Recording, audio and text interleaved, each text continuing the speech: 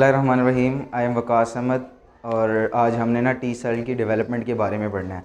आपको पता है कि जब भी जो है ना हम लेक्चर स्टार्ट करते हैं उससे पहले ना प्रॉफिट मोहम्मद सल्लल्लाहु अलैहि वसल्लम की एक हदीस शरीफ पढ़ते हैं।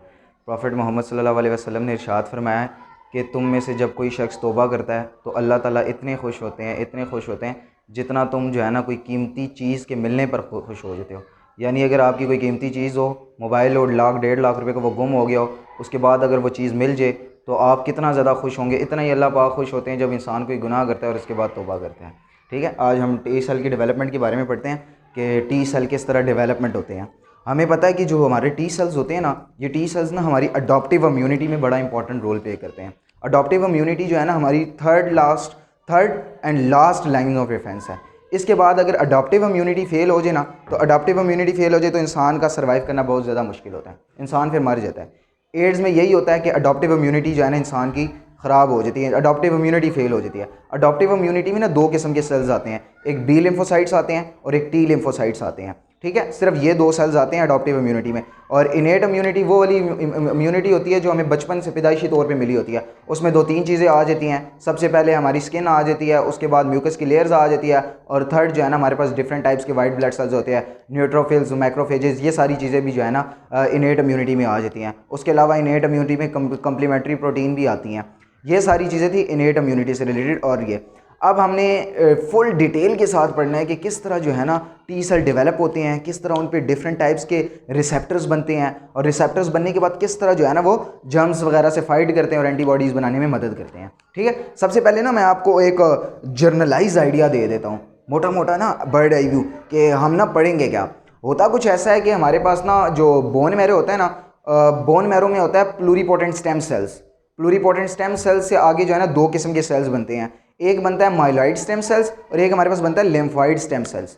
अब वो जो माइलॉइड स्टेम सेल्स होते हैं ना, उससे डिफरेंट टाइप्स के सेल्स बनते हैं, red blood cells, white blood cells, platelets और एक्सेट्रा। और इसी तरह हमारे पास जो लिम्फॉइड स्टेम सेल्स होता है ना, लिम्फॉइड स्टेम सेल्स से सिर्फ हमारे पास बी लिम्फोसाइट्स और टी लिम्फोसाइट्स बनते हैं जो अडॉप्टिव इम्यूनिटी में रोल प्ले करते हैं। ठीक है, आज चूंकि हमने टी सेल की डेवलपमेंट से रिलेटेड पढ़ना है तो हम सिर्फ लिम्फॉइड स्टेम सेल्स के बारे में पढ़ेंगे। यही वाला लिम्फॉइड स्टेम सेल्स जो है ना, जब एम्ब्रियो होता है, एम्ब्रियो में जो है ना ये यॉर्क सैक में होता है, क्योंकि तब तक हड्डियाँ नहीं बनी हुई होती। उसके बाद ये लिवर और स्प्लीन में जो छोटे बच्चे भी बन रहे होते हैं, डेवलपमेंट उनकी हो रही होती है, उसमें लिवर और स्प्लीन में बनता है। उसके बाद जैसे ही इंसान दुनिया में आ जाता है तो उसके बाद चूंकि हड्डियाँ बन चुकी होती है, बोन मैरो बन चुका होता है, तो ये प्लूरीपोटेंट स्टेम सेल्स ना उसके बाद बोन मैरो में बनता है। अब उस लिम्फॉइड स्टेम सेल्स तो बन जाते हैं, बाकी जितने भी सेल्स होते हैं ना, माइलॉइड स्टेम सेल्स के, white blood cells, red blood cells, platelets, ये सारा कुछ जो है ना बोन मैरो में हो जाता है। सारा कुछ डेवलपमेंट भी, मेच्योरेशन भी, इनकी ट्रेनिंग भी, सारा कुछ बोन मैरो में हो जाता है। और बोन मैरो के बाद ये डायरेक्ट ब्लड सेल्स में जाते हैं और अपना काम परफॉर्म करते हैं जो जो इन्होंने परफॉर्म करना है। इसी तरह जो हमारे पास लिम्फॉइड स्टेम सेल्स है ना, मैंने आपको बताया लिम्फॉइड स्टेम सेल्स से बनते हैं टी लिम्फोसाइट और बी लिम्फोसाइट, लेकिन इनकी बारी में ऐसा नहीं होता, क्योंकि लिम्फॉइड स्टेम सेल से बनते हैं टी लिम्फोसाइट और बी लिम्फोसाइट। उसमें से जो बी लिम्फोसाइट है ना, बी का मतलब भी बोन मैरो है, उसमें से जो बी लिम्फोसाइट है वो तो मतलब मिच्योर भी, मतलब जो डेवलपमेंट है, मिच्योरेशन है और प्रोडक्शन है, सारा कुछ उसके बोन मैरो में होता है। और उसके बाद वो चला जाता है लिम्फ नोड्स के अंदर, लिम्फॉइड जो सेकेंडरी लिम्फॉइड ऑर्गन है उसका। लेकिन जो टी सेल है, टी सेल्स को टी सेल इसलिए कहते हैं क्योंकि ये प्रोड्यूस तो बोन मैरो के अंदर होता है, लेकिन उसके बाद जो इस, ठीक है, लेकिन जो टी सेल्स होते हैं ना, मैंने आपको बताया कि टी सेल्स का क्या चक्कर होता है। टी सेल्स जो है ना हमारे बोन मैरो पे बनते हैं, लेकिन बनने के बाद जो है ना इनकी जो मेच्योरेशन होती है और इनकी जो ट्रेनिंग होती है ना, वो थाइमस में होती है। एक थाइमस ग्लैंड होता है हमारे ये गले के पास, बिल्कुल दिल से जो है ना थोड़ा सा ऊपर, ट्रैकिया और एसोफेगस के पास, ठीक है ना, उससे फ्रंट साइड पे, एंटीरियर साइड पे एक थाइमस ग्लैंड होता है बड़ा सा, उसमें जो है ना इस टी सेल की मेच्योरेशन होती है। ठीक है, अब ये जब टी सेल्स बन जाते हैं, टी सेल्स की मेच्योरेशन हो जाती है, उसके बाद ये सेकेंडरी लिम्फाइड ऑर्गन्स के पास जाते हैं, यानी लिम्फ नोड्स के पास चले जाते हैं, टॉन्सिल्स के पास चले जाते हैं, स्मॉल इंटेस्टाइन्स वगैरह में, इन सारी चीज़ों में चले जाते हैं। तो इसीलिए टी सेल्स को जो है ना, चूँकि टी सेल थाइमस में मेच्योर होते हैं, इसीलिए इसे टी सेल्स कहते हैं। अब हमने ना फुल डिटेल के साथ पढ़ना है कि यार कैसे जो है ना टी सेल्स मेच्योर होते हैं, किस तरह इनकी ट्रेनिंग होती है, थाइमस में जब ये पहुँचते हैं क्यों पहुँचते हैं, थाइमस में ही क्यों पहुँचते हैं वगैरह। आपको मैंने ये बता दिया कि हमारे पास ये बोन मैरो होता है, बोन मैरो के अंदर हमारे पास प्लूरीपोटेंट स्टेम सेल्स हैं, प्लूरीपोटेंट स्टेम सेल्स से आगे माइलॉइड और लिम्फॉइड स्टेम सेल्स बने, वाइट ब्लड सेल्स, आरबीसीज और प्लेटलेट्स माइलॉइड स्टेम सेल से बने, और लिम्फॉइड स्टेम सेल से हमारे पास टी सेल्स और बी सेल्स बने हैं। चूँकि आज हमने टी सेल से रिलेटेड ही पढ़ना है तो हम ये वाला पोर्शन कवर करेंगे कि लिम्फॉइड स्टेम सेल से आगे टी सेल और बी सेल कैसे। ठीक है, आज स्पेसिफिकली हम टी सेल्स के बारे में पढ़ेंगे। जैसे ये टी सेल्स बनते हैं, ये टी सेल्स जो है ना पहले प्रोजेनिटर टी सेल्स में कन्वर्ट बनते हैं। प्रोजेनिटर टी सेल्स यानी जो है ना ये मेच्योर नहीं हुए होते, कुछ भी इन्हें नहीं पता होता। ये प्रोजेनिटर टी सेल्स जो है ना बोन मैरो के अंदर, ये ब्लड सेल्स के अंदर जाते हैं। अब ये ब्लड जो है ना इन्हें थाइमस के पास लेके जाएगा और थाइमस इन्हें मेच्योर करेगा। लेकिन इनको पता कैसे लगता है कि यार इन्होंने थाइमस में जाके स्टोर होना है, क्योंकि ब्लड तो हर ऑर्गन्स के पास से गुजर रहा है, लिवर के पास भी, किडनी के पास भी, हार्ट के पास भी, सारी की चीज़ों के पास भी। तो ये लिवर के अंदर क्यों नहीं स्टोर होता, लिवर के अंदर क्यों नहीं मेच्योर होता, हार्ट के अंदर क्यों नहीं मेच्योर होता, किडनीज के अंदर क्यों नहीं होता? उसकी वजह यह है कि जैसे ही जो है ना जो हमारा थाइमस होता है ना, थाइमस जो है ना 24 घंटे कंटिन्यूसली दो इंपॉर्टेंट केमिकल्स रिलीज कर रहा होता है। एक का नाम होता है थाइमोसिन, एक का नाम होता है थाइमोपोएटिन। ये हमारे पास ये थाइमस है, ये थाइमस है हमारे पास। ये पीछे उसकी जो है ना लंग्स हैं, ये हमारे पास ये हार्ट है, हार्ट की बिल्कुल ऊपर वाली साइड पे ये थाइमस होता है। ठीक है, पीछे आगे पीछे इसके आगे ये ट्रैकिया होता है, साथ में ईसोफेगस होता है वगैरह वगैरह, उसकी डिटेल में हम नहीं जाने लगे। ये हमारे पास थाइमस है। ये थाइमस क्या कर रहा था, 24 घंटे जो है ना 24 घंटे ये ब्लड वेसल्स के अंदर एक थाइमोसिन और थाइमोपोएटिन दो इंपॉर्टेंट केमिकल रिलीज कर रहा होता है। थाइमोसिन और थाइमोपोएटिन, थाइमोसिन और थाइमोपोएटिन, ये दो इंपॉर्टेंट केमिकल्स ये 24 घंटे रिलीज कर रहा होता है। उसकी वजह ये होती है कि जो टी सेल्स होते हैं, जो इमेच्योर टी सेल्स होते हैं, जो बोन मैरो ने बना के भी ब्लड के अंदर डाले होते हैं, जैसे ही वो ब्लड के अंदर से गुजर रहे होते हैं ना, तो उनसे जैसे ये थाइमोसिन और थाइमोपोएटिन टकराते हैं ना, फौरन इनको पता लग जाता है कि यार हमने जाना किधर है। यानी ये थाइमस के अंदर से गुजर रहे थे, थाइमस के सेल्स कंटिन्यूसली थाइमोटिन और थाइमोपोएसिन रिलीज कर रहे थे, तो इनको फौरन पता लग जाता है कि यार हमने जो है ना इधर ही स्टे करना है, यही हमारा रेस्ट हाउस है और हमारा घर है। तो वहाँ पे जो है ना ये स्टे करना स्टार्ट कर देते हैं। मिसाल के तौर पे मैं जा रहा था तो किसी ने जो है ना मुझे पत्थर मारा, या मेरा दोस्त था, या मुझे आवाज़ दी, तो फ़ौरन मैं उसकी तरफ देखूंगा। उसकी तरफ देखने के बाद जो है ना उसने मुझे स्पेस दी हुई है, जगह दी हुई है, सारी चीज़ें दी हुई हैं, और मुझे कह रहा है कि आप यहाँ पे रात गुजार लें या यहाँ पे रहना स्टार्ट कर दें, तो मैं क्या करूँगा? तो जाहिर सी बात है मैं कहूँगा कि यही मेरा घर है, मैं अकेला हूँ और मेरे पास कोई घर वगैरह नहीं है। मेरा जो अपना घर था रेड बोन मैरो उन्होंने जो है ना उठा के मुझे कहीं और फेंक दिया है, तो वो थाइमस में, मैं थाइमस में ही रहना स्टार्ट कर दूंगा। इसी तरह जो टी सेल्स होते हैं, टी सेल्स को जैसे ही ये थाइमोसिन और थाइमोपोएटिन के केमिकल्स थाइमस रिलीज़ करते हैं, तो टी सेल्स के ऊपर जैसे ही वो इफेक्ट करते हैं, तो टी सेल्स समझ जाते हैं कि मैंने थाइमस के अंदर ही रहना है, और वो थाइमस के अंदर स्टे करना स्टार्ट कर देते हैं। अब यही वाला जो थाइमस है ना, हमने थाइमस के अंदर बेसिकली देखना है कि थाइमस के अंदर मेच्योरेशन कैसे होती है। ये जो थाइमस है ना, मैं आपको डिटेल से बताता हूँ। पहले आप थाइमस के स्ट्रक्चर पढ़ लीजिए, तभी आपको इंशाल्लाह डिटेल से पता लगेगा कि थाइमस से होता वैसे अंदर कैसे मेच्योरेशन होती है। यही जो थाइमस है, मिसाल के तौर पे थाइमस का अगर मैं क्रॉस सेक्शनल व्यू लूँ, तो थाइमस हमें ना कुछ यूँ नज़र आता है। इसके डिफरेंट रीजन्स होते हैं। जिस तरह हमारे पास किडनी होती है ना, किडनीज के बाहर वाले पोर्शन को हम कहते हैं रीनल कॉर्टेक्स या कॉर्टेक्स, और अंदर वाले पोर्शन को हम मेडुला कहते हैं। इसी तरह इसके जो बाहर वाला पोर्शन होता है ना, ये वाला, इसको भी हम कॉर्टेक्स कहते हैं, और ये जो अंदर वाला पोर्शन होता है इसको हम कहते हैं मेडुला, और दरमियान वाला जो पोर्शन होता है इसे मेडुलरी कॉर्टिकल मेडुलरी जंक्शंस कहते हैं। कॉर्टिकल मेडुलरी जंक्शन, जिस तरह यहाँ पे भी जो है ना कॉर्टिकुलर मेडुलरी जंक्शंस होता है, जिसमें जो है ना वेन्स जा रही होती हैं, इसे कॉर्टिकुलर मेडुलरी जंक्शंस कहते हैं। और जो सबसे ऊपर वाला रीजन होता है ना, इसे सब कैप्सूलर रीजन कहते हैं, सब कैप्सूलर रीजन। अब ये सब कैप्सूलर रीजन जो है ना बड़ा ज़्यादा इंपॉर्टेंट होता है। जिस तरह हम छोटे बच्चे होते हैं ना, इधर इन्होंने टी सेल्स की ट्रेनिंग कर दी। जिस तरह हम छोटे बच्चे होते हैं, पहले 1 क्लास में जाते हैं, उसके बाद 2 में, फिर 3 में, फिर 4 में, फिर 5 में। 1 क्लास का अलहदा कोर्स होता है, उसमें अलहदा किस्म की ट्रेनिंग दी जाती है। 2 क्लास में अलहदा, 3 क्लास में अलहदा, 4 में अलहदा, 5 में अलहदा।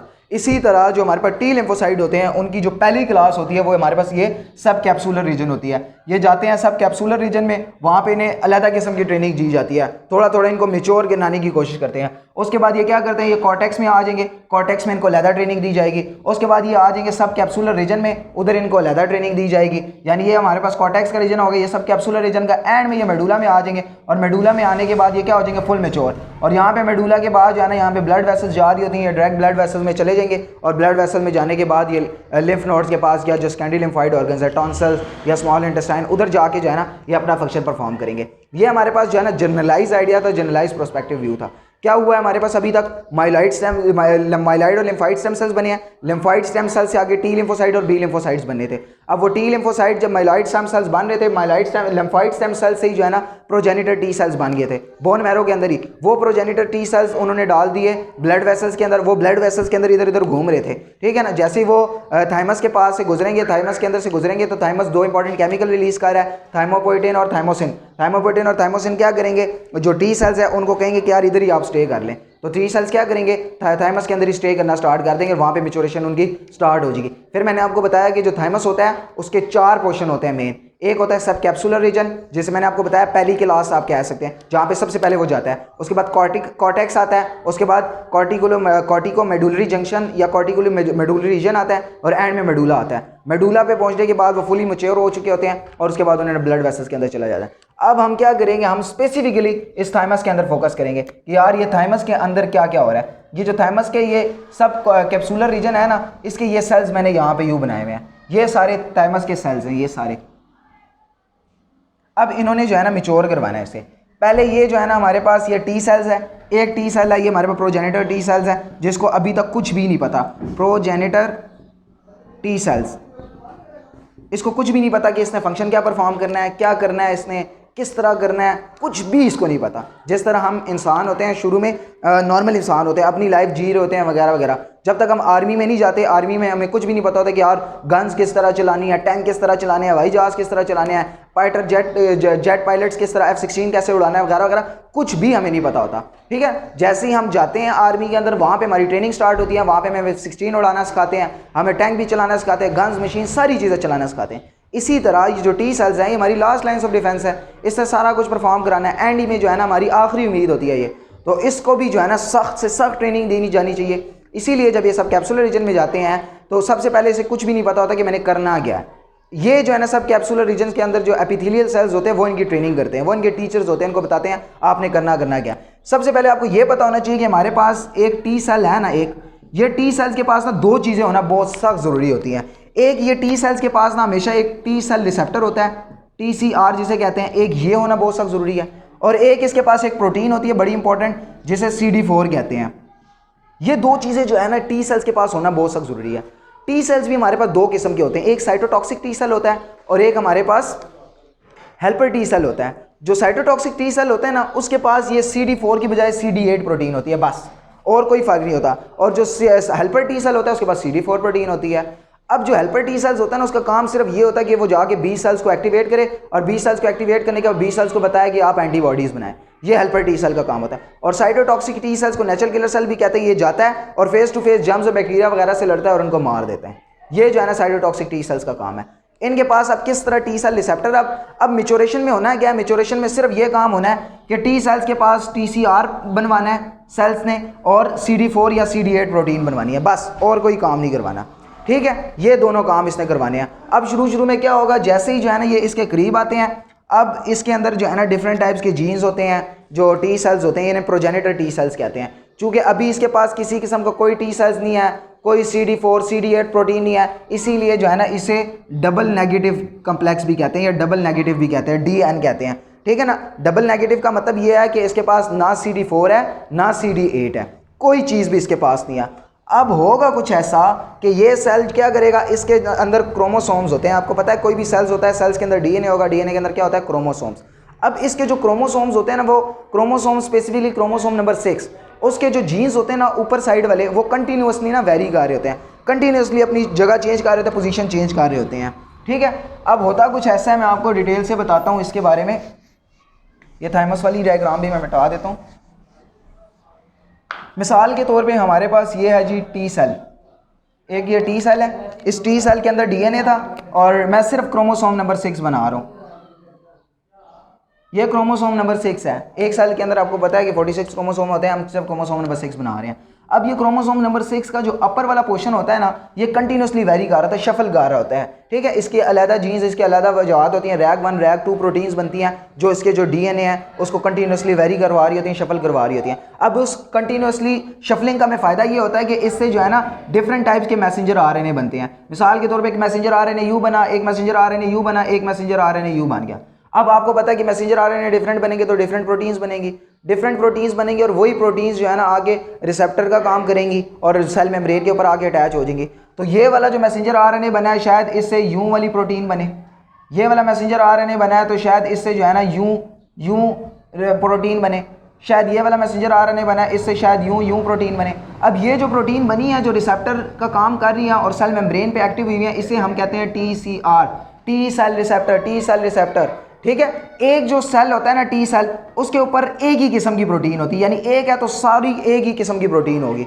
अब ये जो डिफरेंट टाइप के टी सेल रिसेप्टर बन रहे ना, लाखों किस्म के टी सेल रिसेप्टर बनते हैं और डिफरेंट टाइप्स के, उसका हमें फ़ायदा क्या होता है? उसका हमें फ़ायदा ये होता है कि जो डिफरेंट टाइप्स के बैक्टीरिया होते हैं ना, हर बैक्टीरिया के ऊपर ये तो नहीं होगा एक ही किस्म का एंटीजन है, हर बैक्टीरिया के ऊपर अलग किस्म का एंटीजन होता है, क्योंकि इसी वजह से तो हमें अलग किस्म की बीमारियां क्रिएट कराता है। टाइफाइड का जो बैक्टीरिया है उसके ऊपर अलग किस्म का एंटीजन है, इसीलिए हमें अलग किस्म की बीमारी क्रिएट करवाता है। ठीक है, जो मलेरिया उसका है, टीबी का, ट्यूबरक्लोसिस का, उसका अलग किस्म के बैक्टीरिया, अलग किस्म की जो है ना हमें बीमारियां क्रिएट कराता है, अलग किस्म के उसके सिम्टम्स होते हैं, सारी चीज़ें अलग होती हैं। तो जब अलग किस्म के उनके ऊपर एंटीजन होते हैं ना, तो हमने जब उनको मारना है तो हमें अलग किस्म के टी लिम्फोसाइट चाहिए। वो अलग किस्म के टी लिम्फोसाइट तभी बनेंगे जब उनके ऊपर जो एंटीजन है वो अलग बने।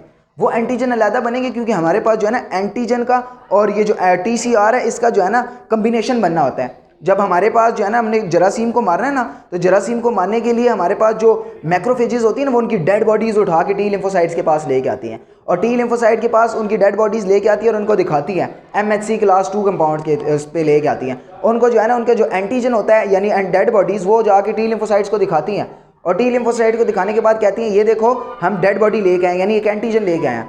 अब वो जो टी सेल रिसेप्टर होता है ना, टी सेल रिसेप्टर ने उस एंटीजन को पहचानना होता है कि वाकई ये बाहर वाला एंटीजन है, ये हमारी बॉडी का एंटीजन है। अब अगर वो टी सेल रिसेप्टर सेम होते तो मिसाल के तौर पे हमारे पास टीबी का बैक्टीरिया आ गया, पूरे टी लिम्फोसाइट के अंदर सिर्फ टीबी के बैक्टीरिया वाले एंटीजन है यानी टी सेल रिसेप्टर है, तो सिर्फ वो टी सेल रिसेप्टर सिर्फ टीबी के बैक्टीरिया वाले एंटीजन को पहचान पाते। बाकी अगर किसी और की बीमारी का एंटीजन हमारी बॉडी के अंदर आ गया है, यानी कोई और बैक्टीरिया आ गया, उसका एंटीजन हम अगर मैक्रोफेजेस लेके आ गए या एंटीजन प्रेजेंटिंग सेल्स लेके आ गया, तो हमारे जो टी सेल्स हैं उनके खिलाफ एक्टिव ही ना हो पाते। टी सेल एक्टिव ना होते तो बी सेल एक्टिव ना होते, एंटीबॉडीज़ ना बनती, और क्या होता, मजबूरन हम मर जाते। तो ये जो शफलिंग है ना, ये शफलिंग बहुत ज़्यादा इंपॉर्टेंट है। इस शफलिंग की वजह से क्या होता है, इस शफलिंग की वजह से डिफरेंट टाइप्स के टी सेल्स रिसेप्टर बनते हैं। वो डिफरेंट टाइप के T cell receptor different types के एंटीजन्स के साथ कंबाइन होते हैं और डिफरेंट टाइप्स की एंटीबॉडीज़ बनती हैं। ठीक है, आपको यकीन उम्मीद है कि इंशाल्लाह आपको समझ आ जाएगा। ठीक है, अब ये हमारे पास है एक प्रोजेनिटर टी सेल्स, नीचे जितने भी मैंने बनाए हुए ना ये टी सेल्स हैं, और ऊपर जो है ना इनके ट्रेनिंग जो टीचर्स हैं, जो हमारे पास ये सब कैप्सूलर रीजन होता है, सब कैप्सूलर रीजन के अंदर जो एपिथेलियल सेल्स होते हैं ये वो वाले हैं जो इनके टीचर्स हैं, इनको ट्रेनिंग दे रहे हैं। अब मैंने आपको बताया कि क्या हुआ कि प्रोजेनिटर टी सेल्स यानी जिसको कुछ भी नहीं पता था, जिसे डबल नेगेटिव भी कहते हैं DN, क्योंकि ना इसके पास CD4 है CD8 है। अब इसके जो क्रोमोसोम्स नंबर 6 के अंदर DNA था वो कंटिन्यूसली क्या कर रहा है, शफल कर रहा है, जिसकी वजह से डिफरेंट टाइप्स के इसके ऊपर रिसेप्टर बन गया। वो जो डिफरेंट टाइप के रिसेप्टर बने हैं, मिसाल के तौर पे मैं उनको यूं प्रेजेंट कर रहा हूँ, यूं जो है ना M की फॉर्म में जो है ना उसके पास डिफरेंट टाइप्स के रिसेप्टर्स बने हैं। अब ये डिफरेंट टाइप के रिसेप्टर का नाम क्या है, टी सेल रिसेप्टर। इनकी जो है ना पहले क्या हो रहा है कि ट्रेनिंग करवा रहे हैं इनके पास। मैंने आपको बताया टी सेल रिसेप्टर के पास, टी सेल के पास दो चीज़ें होना जरूरी हैं, एक इनके पास टी सेल रिसेप्टर होना जरूरी है, एक इनके पास क्लस्टर डिफरेंशिएशन प्रोटीन्स CD4 या CD8 होना बहुत ज़्यादा जरूरी है। इसी तरह इनकी जो है ना ये जो DNA है, इसी तरह ये DNA जो है ना दोबारा शफल होगा और एक और प्रोटीन बनाएगा, उस प्रोटीन का नाम है CD4, और एक और प्रोटीन बनाएगा जिसका नाम है हमारे पास CD8।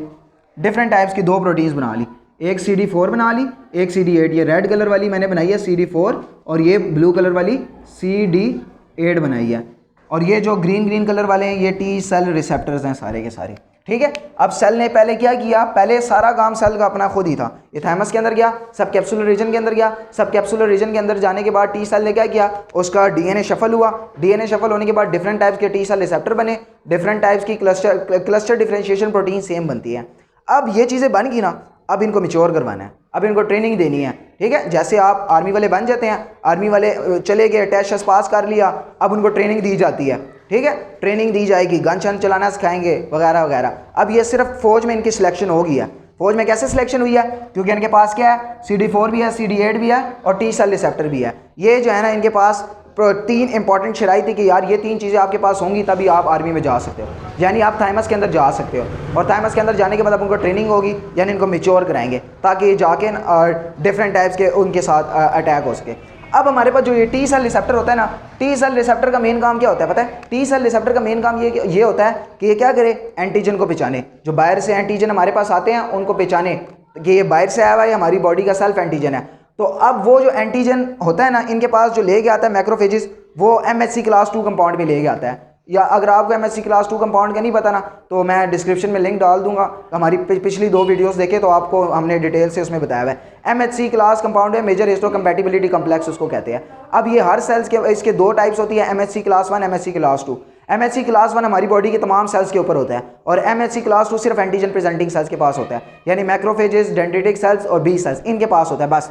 अब हम MHC क्लास 1 का काम ये होता है कि हमारी बॉडी के ऑटो इम्यून डिसऑर्डर्स को जो है ना ये प्रिवेंट करवाता है। यानी हमारे जितने भी वाइट ब्लड सेल्स होते हैं ना, वो हमारे सेल्स को खुद जाके अटैक नहीं करते, अपने सेल्स के खिलाफ एंटीबॉडीज़ नहीं बनवाते। क्यों नहीं बनवाते? क्योंकि उनके पास MHC क्लास 1 कंपाउंड होता है। हमारे जो वाइट ब्लड सेल्स होते हैं सेल के साथ सेल्स को जब चेक करते हैं उनका MHC क्लास 1 कंपाउंड चेक करते हैं कि यार इसके पास है या नहीं। अगर उसके पास MHC क्लास 1 कंपाउंड हो तो उसके खिलाफ एंटीबॉडीज़ नहीं बनवाते। अगर MHC क्लास 1 कंपाउंड नहीं है तो उनको पता लग जाता है कि ये बाहर वाला सेल है, उसके खिलाफ एंटीबॉडीज़ बनवा के उसको मरवा देते हैं। इसी तरह जो MHC क्लास 2 कंपाउंड होता है उसका काम ये होता है कि वो एंटीजन प्रेजेंट करता है। यानी एंटीजन प्रेजेंट करता है जो जरासीम हमारी बॉडी के अंदर इंटर हुए हैं उसको तोड़ तोड़ के उसके छोटी छोटी डेड बॉडीज़ बना के लिम्फोसाइट के पास लेके जाता है और वो लिम्फोसाइट उसकी डेड बॉडीज़ बनाती हैं। ये मेन काम है इनका। ठीक है, अब क्या होगा, इनके पास टी सेल रिसेप्टर भी बन गया, इनके पास क्लस्टर डिफरेंशिएशन CD4 और CD8 प्रोटीन्स भी बन गया।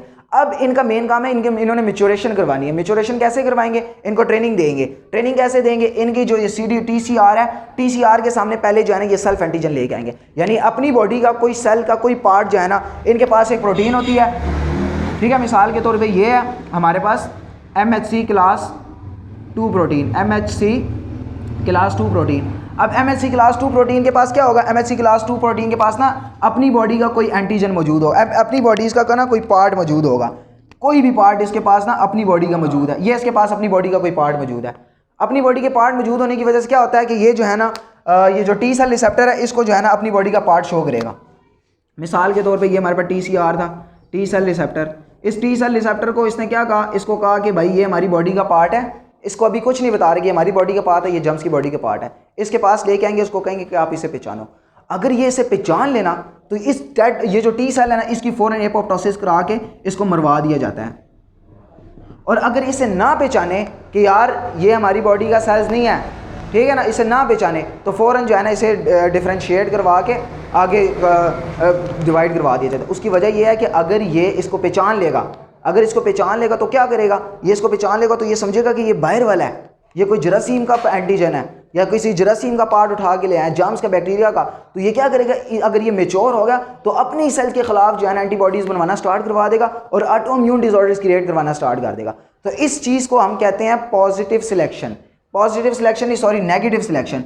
चूँकि ये नेगेटिवली सिलेक्ट हुआ है, इसको हमने डिस्कार्ड कर दिया, इसको हम किसी किस्म का सिलेक्ट नहीं कर रहे। ये इसकी इस तरह के जितने भी लिम्फोसाइट्स होंगे जो अपने ही MHC क्लास अपने ही एंटीजन को पहचान जाएंगे उनको मरवा दिया जाता है, क्योंकि हम नहीं चाहते कि ये अपने एंटीजन को पहचाने। अगर अपने एंटीजन को पहचानेंगे तो अपने ही सेल्स के खिलाफ एंटीबॉडीज़ बनवाना ये स्टार्ट करवा देंगे।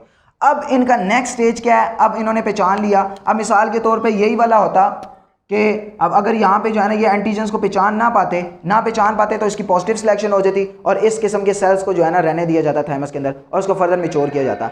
अब होगा क्या कि नेक्स्ट स्टेप क्या होगा? नेक्स्ट स्टेप में ये होगा कि अब इसकी ना क्लस्टर डिफरेंशिएशन प्रोटीन्स को हमने चेक करना है कि क्लस्टर डिफरेंशिएशन प्रोटीन्स कैसी हैं इनकी, वो भी ठीक है या नहीं ठीक। अब इसी के पास मैंने आपको बताया कि एक और भी होता है MHC क्लास 1 का कंपाउंड। वो MHC क्लास 1 का कंपाउंड इनकी ना क्लस्टर डिफरेंशिएशन प्रोटीन को चेक करता है। क्लस्टर डिफरेंशिएशन प्रोटीन को चेक करने के लिए हमारे पास MHC क्लास 2 कंपाउंड होता है जो क्लस्टर डिफरेंशिएशन प्रोटीन को चेक करता है। MHC क्लास 2 कंपाउंड एंटीजन को लेके आता है, एंटीजन को चेक करने के लिए TCR होता है और यही जो MHC क्लास 2 कंपाउंड होता है इसको चेक करने के लिए हमारे पास क्लस्टर डिफरेंशिएशन प्रोटीन होती है। अब क्लस्टर डिफरेंशिएशन प्रोटीन दो किस्म की होती है सेल TCR के ऊपर, एक CD4 होती है हमारे पास और एक होती है हमारे पास CD8।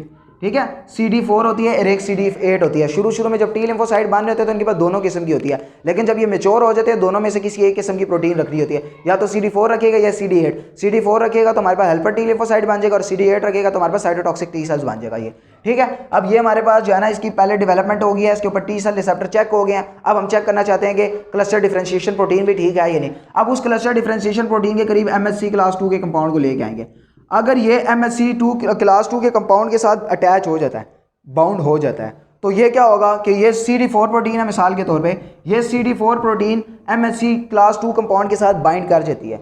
तो बाइंड करने से क्या होगा कि हम पहचान जाएंगे कि यार इस सेल्स को आगे हेल्पर टी लिम्फोसाइट्स बनना चाहिए, क्योंकि ये क्या कर रहा है? MHC क्लास 2 के साथ CD4 कंबाइन कर रहा है। इसी तरह यही वाला लिम्फोसाइट अगर इसी वाले टी सेल्स को हम MHC क्लास 2 के बॉन्ड के करीब लेके आएँ, यानी क्लस्टर उसके ऊपर जो क्लस्टर डिफरेंशिएशन प्रोटीन है CD8, अगर वो टी सेल्स के जो MHC क्लास 2 है उसके साथ कंबाइन ना करे, उसके साथ मैच ना करे, तो हम समझ जाते हैं कि यार ये इससे जो है ना आगे हेल्पर टी लिम्फोसाइट नहीं बनने चाहिए, इससे साइटोटॉक्सिक टी लिम्फोसाइट्स बनने चाहिए। ठीक है, अब होगा कुछ ऐसा है कि यही वाला जो टी लिम्फोसाइट है इसके करीब हम क्या लेके आएँ? इसके करीब अगर ये CD4 की बजाय ये CD8 प्रोटीन गलती से आ गई है, और वो MHC क्लास 2 कंपाउंड के साथ बाइंड होना चाहती है और वो बाइंड नहीं हुई।